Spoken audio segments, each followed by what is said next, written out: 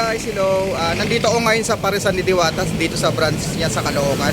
Kasi napanood ko kay Julius Babaw yung video niya about sa mga branches niya sa Parisan at yung contact ng pagsasamahan nila ni ICTPH na meron pala silang 5 years contract. So sa ngayon, ito na yung isa sa mga branch ni Diwata. Alam ko dati malakas to kasi nakapaligiran to ng mga tricycle at sa nasa ano talaga siya, bungad talaga siya eh. Pero dahil nga sa issue, ang issue kasi ay magbabayad si Diwata sa lahat ng branches niya, o hindi ko alam kung sa lahat ng branches o dun sa Quezon City ng 300,000 sa kabila ng hindi natupad ng ICTPH yung pinangako nila kay Diwata, na ang sabi ni Diwata is kada monthly daw or kada branch ay meron siyang 300,000 na marireceive, pero ang nangyari siya ang nakuwanan ng 300,000 ng ICTPH. So agabi nagchat ako o nag-comment ako dun sa page ng ICTPH.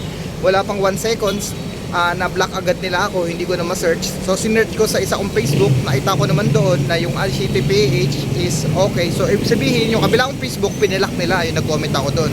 Ang bilis nila mag-block, no?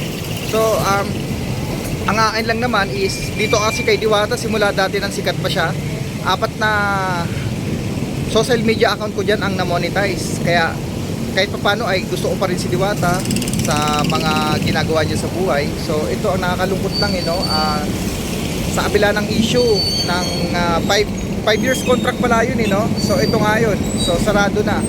Isa pa lang to sa mga branch niya na pinuntahan ko, kasi gusto ko talaga kumain at sa ma-taste ko kung nandito pa rin ba talaga itong branch na to, so ayan guys, no, kung mapapansin nyo talaga is ayan, sarado yung branch ni Diwata dito sa Caloocan.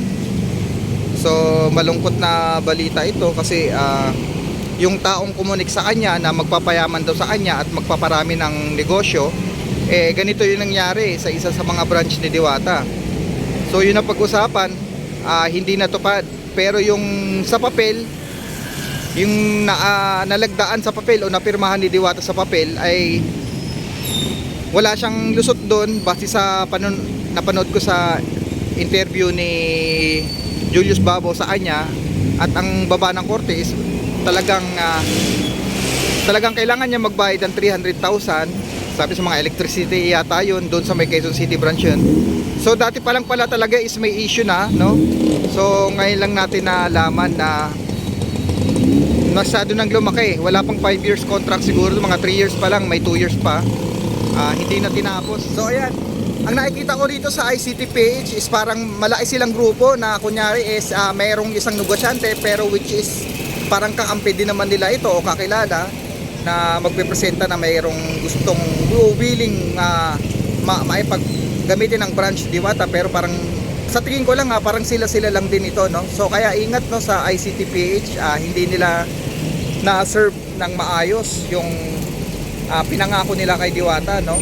So ayan, no, sa kabila ng mga maraming bashers si Diwata, pero siyempre nandun pa rin yung kabaitan niya at saka siyempre kahit paano nakatulong din sa akin si Diwata. Yung na-monetize ako sa yung kino-content ko siya sa mga financial, nakaka-payout ako. Kaya ito siguro isa ko rin sa matutulong sa kanya is yung ICTPH, no, may issue po yan. Huwag po kayong